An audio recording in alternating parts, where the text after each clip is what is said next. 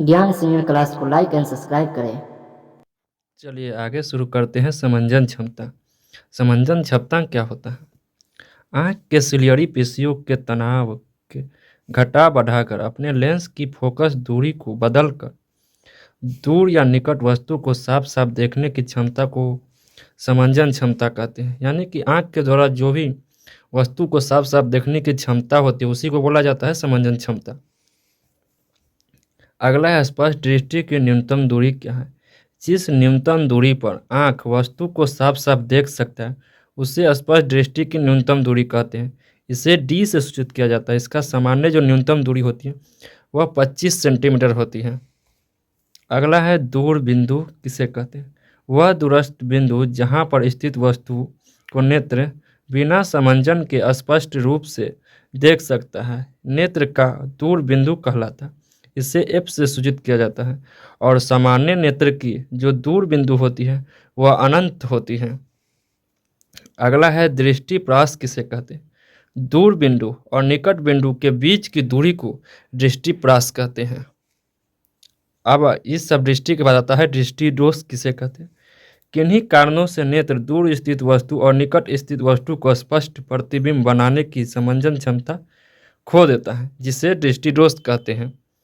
मानव नेत्र के दृष्टि दोष मुख्यतः 3 प्रकार के हो सकते हैं। पहला निकट दृष्टि दोष, दूसरा दूर दृष्टि दोष और तीसरा जरा दूरदर्शिता होता है। अब समझते हैं निकट दृष्टि दोष क्या होता है। जब नेत्र दूर स्थित वस्तु को साफ साफ नहीं देख पाता है तो उसे निकट दृष्टि दोष कहते हैं। इसका कारण क्या होता है? नेत्र गोलक का लंबा हो जाना, अर्थात नेत्र लेंस और रेटिना के बीच क्या होता है? दूरी बढ़ जाता है। नेत्र लेंस का आवश्यकता से अधिक मोटा हो जाना।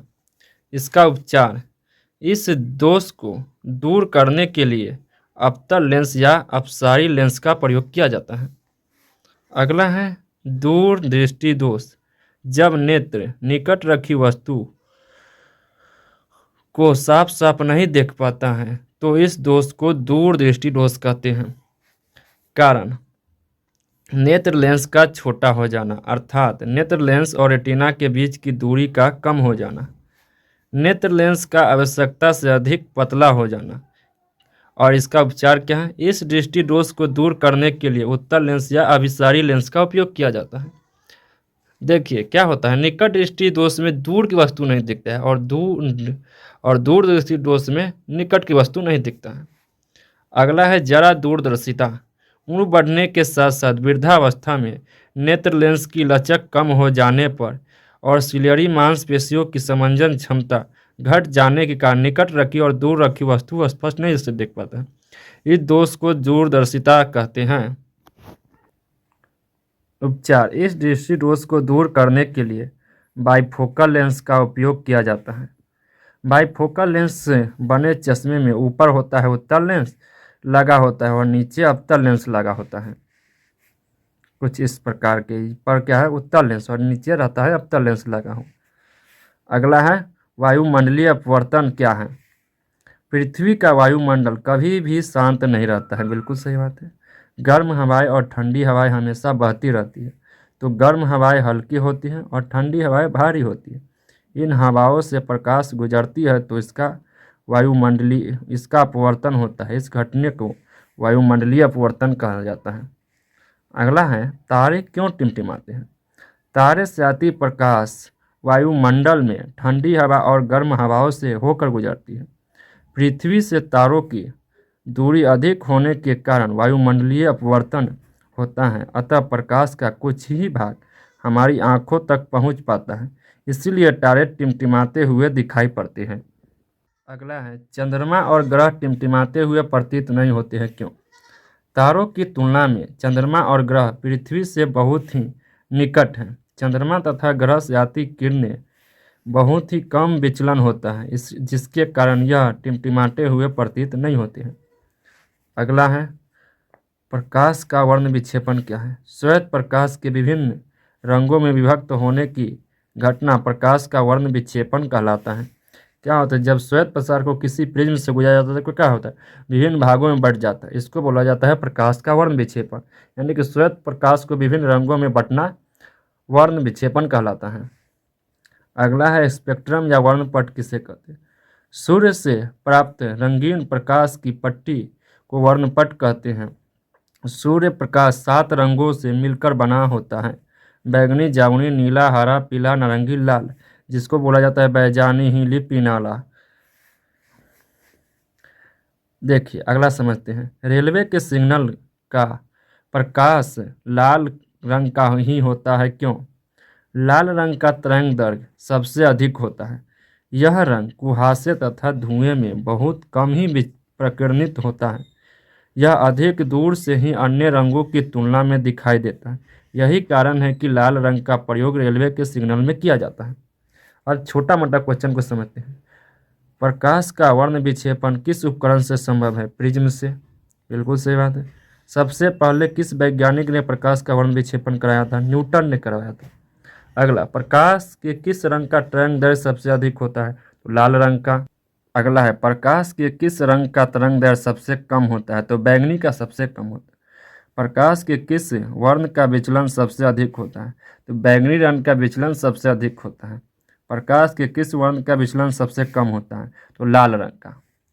अब समझते हैं इंद्रधनुष किसे कहते हैं, या इंद्रधनुष बनाने का क्या नियम, बनने का वर्णन क्या होता है। वर्षा होने के बाद जब सूर्य चमकता है तो सूर्य के विपरीत आकाश में एक अर्धवृत्ताकार रंगीन पट्टी दिखाई पड़ती है। इस अर्धवृत्ताकार रंगीन पट्टी को इंद्रधनुष कहते हैं। बिल्कुल सही यार। जब सूर्य वर्षा होने के बाद क्या होता है, सूर्य जब चमकता है तो उसी के अपोजिट दिशा में एक अर्धवृत्ताकार रंगीन पट्टी दिखाई पड़ती है। इसको क्या बोलते हैं? इंद्रधनुष कहते हैं। ऐसा क्यों होता है? वर्षा के असंख्य बूंद हवा में लटके रहते हैं। यह बूंदें प्रिज्म जैसा व्यवहार करती हैं। इन बूंदों से जब सूर्य का प्रकाश गुजरती हैं तो इनका वर्ण विक्षेपण होता है, जिसके कारण यह क्या होता है, 7 रंगों में विभक्त हो जाता है। विभिन्न रंगों से बूंदें गुजर कर बूंद की दूसरी सतह पर पड़ते हैं। परिवर्तित रंग पुनः पहली सतह से अपवर्तित होकर बाहर निकलकर देखने वाले की आंख की ओर आती है। इन दोनों अपवर्तनों के श्वेत प्रकाश के विभिन्न घटक रंग एक दूसरे से काफ़ी अलग हो जाते हैं और हमें इंद्रधनुष दिखाई देता है। इंद्रधनुष का भीतरी कोर में बैंगनी रंग होता है और तथा बाहरी कोर में लाल रंग होता है। अगला है, प्रकाश का प्रकीर्णन किसे कहते हैं। किसी कण पर पड़कर प्रकाश के एक अंश से विभिन्न दिशाओं में फैलने या छितरने को प्रकाश का वर्ण विक्षेपण कहलाता है। अब समझते हैं, आकाश का रंग हमें नीला क्यों प्रतीत होता है। सूर्य का प्रकाश जब वायुमंडल से होकर गुजरता है तो उसका वायुमंडल के गैसों के अणुओं, पानी की बूंदों, धूल कणों इत्यादि से प्रकीर्णित होकर होता है। इसमें सबसे सूक्ष्म कण जैसे गैस के अणु होते हैं जो नीले रंग को अधिक प्रकीर्णित करते हैं। यह प्रकीर्णन हमारी आंखों तक पहुंचता है, इसीलिए हमें आकाश नीला प्रतीत होता है। अब समझते हैं, किसी अंतरिक्ष यात्री को आकाश नीले की अपेक्षा काला क्यों प्रतीत होता है। अंतरिक्ष में वायुमंडल नहीं होता है। बिल्कुल सही बात। वायुमंडल नहीं होने के कारण प्रकाश का प्रकीर्णन भी नहीं हो पाता है, इसलिए चंद्रमा पर खड़े अंतरिक्ष यात्री को आकाश नीले की अपेक्षा काला प्रतीत होता है। अब है, सूर्योदय के समय सूर्य रक्तताप क्यों प्रतीत होता है। सूर्योदय और सूर्यास्त के समय वायुमंडल से होकर सूर्य के प्रकाश को अधिक दूरी तय करनी पड़ती है, जिसमें यह अधिक कणों से होकर गुजरता है, जो मुख्यतः नीले रंग को प्रकीर्णित कर देता है। अतः जो बचा हुआ प्रकाश हमारी आंखों तक पहुंचता है वह लाल रंग का होता है। यही कारण है कि सूर्योदय और सूर्यास्त के समय सूर्य रक्तताप प्रतीत होता है। अगला है, दोपहर के समय सूर्य अपने वास्तविक रंग में दिखाई पड़ते हैं, क्यों। दिन में सूर्य का रंग समय के साथ बदलता रहता है। जब सूर्य सिर पर होता है अर्थात दोपहर के समय सूर्य प्रकाश वायुमंडल से होकर बहुत कम दूरी तय करता है, अतः सूर्य बहुत ही कम वायुमंडलीय कणों से होकर गुजरता है, इसलिए प्रकीर्णन सबसे कम होता है। यही कारण है कि सूर्य दोपहर के समय अपने वास्तविक रंग में दिखाई पड़ता है। अगला समझते हैं, सूर्योदय तथा सूर्यास्त के समय लगभग 4 मिनट बंद हो जाता है क्यों? जब सूर्य क्षैतिज पर होता है तो अपवर्तन के कारण नीचे की ओर मुड़ जाती है, अतः सूर्य अपने वास्तविक ऊंचाई से अधिक ऊंचा दिखाई पड़ता है। फलस्वरूप सूर्य उस समय दिखाई देने लगता है जब वह क्षैतिज से थोड़ा नीचे होता है। उसी प्रकार सूर्यास्त के समय सूर्य क्षैतिज से नीचे चले जाने के कुछ समय बाद तक दिखाई देता है। इस कारण सूर्योदय तथा सूर्यास्त के समय लगभग 4 मिनट बढ़ जाता है। अगला समझते हैं कोलाइड। किसी माध्यम से छोटे छोटे कण को निलंबन को कोलाइड कहते हैं। जैसे धुआं, कुहासा, ये सब क्या कोलाइड है। टिंडल प्रभाव। किसी कोलाइडी विलयन में निलंबित कणों के प्रकाश के प्रकीर्णन को टिंडल प्रभाव कहा जाता है। यह चैप्टर यहीं तक रखते हैं।